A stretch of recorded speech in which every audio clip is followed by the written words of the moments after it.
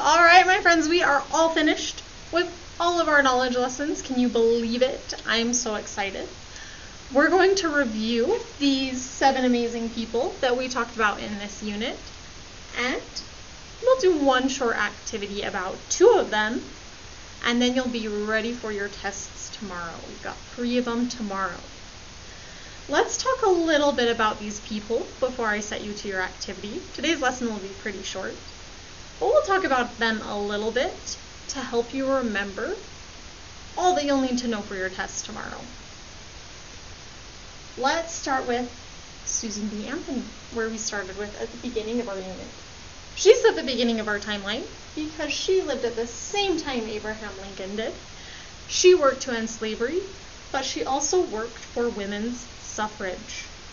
Remember, suffrage means the right to vote. So she wanted women to be able to vote. Remember, women were not allowed to vote at this time in the United States. Was she successful in getting women's suffrage? Yes, eventually laws were changed, amendments were made to the Constitution that allowed women to be able to vote. Did Susan B. Anthony get to live to see that happen? No, she did not. She had died before that law was passed, but without her work, it might never have happened. We talked about Eleanor Roosevelt. She was really an amazing lady. She was married to Franklin Delano Roosevelt, who was president of the United States during the Great Depression. Since she was the wife of the president, she had the title First Lady. She worked as President Roosevelt's ears and eyes, and she traveled the country to tell him about different groups of people and what kind of help that they needed. She helped lots of different types of people. She helped African Americans, Native Americans, women, children, and those who lived in extreme poverty. Human rights were very important to her. She felt that all people should have things like a home and food and an education, and she worked very hard to make sure those human rights were being given to all people in the United States. She wrote something that was called the Declaration of Human Rights. She worked with a group called the United Nations, and she wrote that declaration for the UN. That declaration listed rights that all people should have simply because they are human. She felt that that was the most important thing that she did in her life. She worked with Mary Mcleod Bethune. Mary Mcleod Bethune was an incredible woman. She did a lot of different things. She started out wanting to open up a school for African American girls. She lived during a time when African American children often were not able or allowed to go to school, especially girls. She worked hard to open up a school for African American girls. That school kept growing and growing and growing. Eventually, she started admitting African American boys as well. And later, it became a 4-year college or university. She also opened up a hospital to make sure that African American people were getting the health care that they need. And she opened up a library to make sure they had access to reading materials. Now, at that time, African American men were given the right to vote, but they had to prove they could read and write. And since they weren't allowed to go to school, many of them could not. So she also offered classes to African American men to teach them to read and write so that they could exercise their right to vote. Mary Mcleod Bethune was a very wise and intelligent person who did a lot of really good work. The presidents of the United States, we talked about 3 United States presidents, recognized that, and they sought her advice or asked her questions on how to make the United States a better and fairer place for everyone. We talked about Jackie Robinson. Jackie Robinson was a professional baseball player, and he was a very good baseball player. But Jackie Robinson was not allowed to play on the major leagues. At this time in American history, only white people could play Major League Baseball. African American people had their own league that was not as popular or not as good.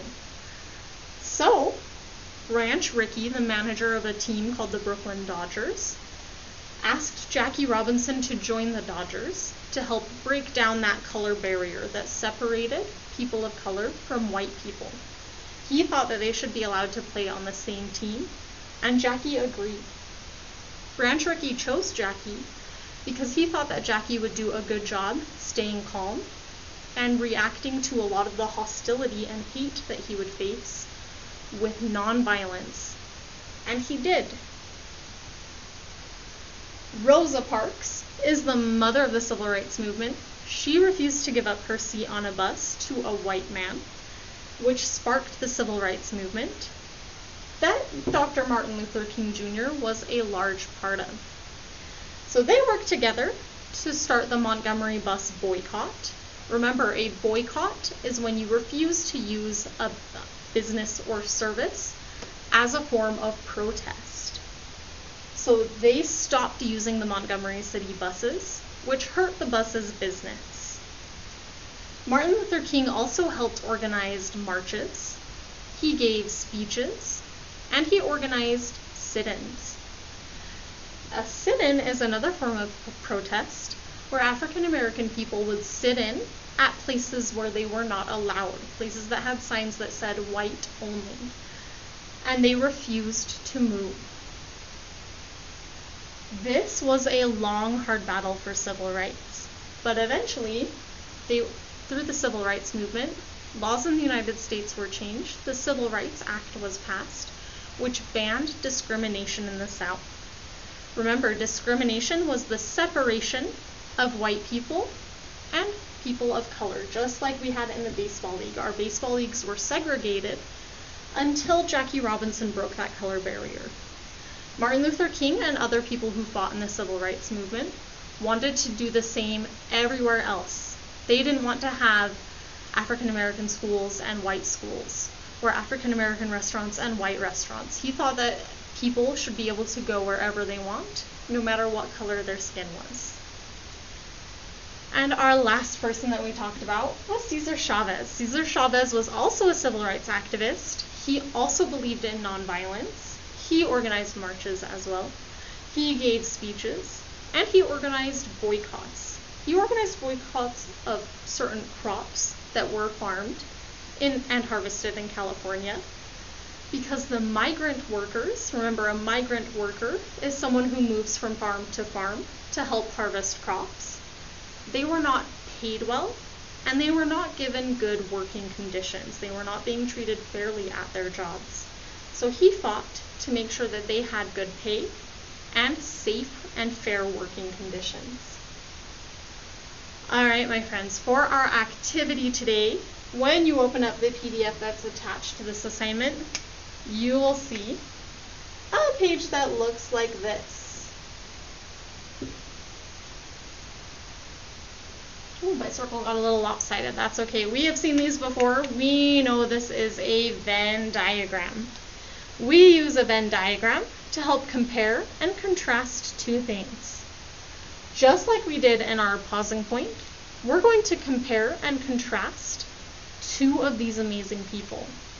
But today, I'm going to tell you who we're going to compare and contrast instead of letting you choose. We're going to compare and contrast Martin Luther King Jr.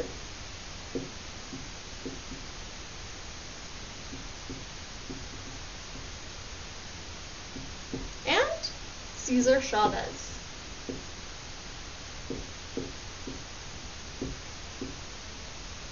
Those names are already written on your Venn diagram for you on that PDF. You're going to tell me 3 things that were only true about Martin Luther King Jr., 3 things that were only true about Cesar Chavez, and 3 things that they had in common. Think about what they fought for and how they fought for those things. What did they have in common, and what was different about the causes that they fought for? When you are finished with that page, that is your only assignment today.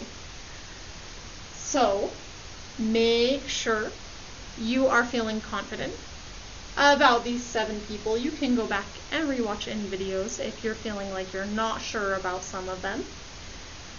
And tomorrow we will have our test. For today, again, review any that you're unsure of. Go ahead and finish that Venn diagram that's on the PDF attached to this assignment, and then you are all finished with knowledge. We'll see you next time.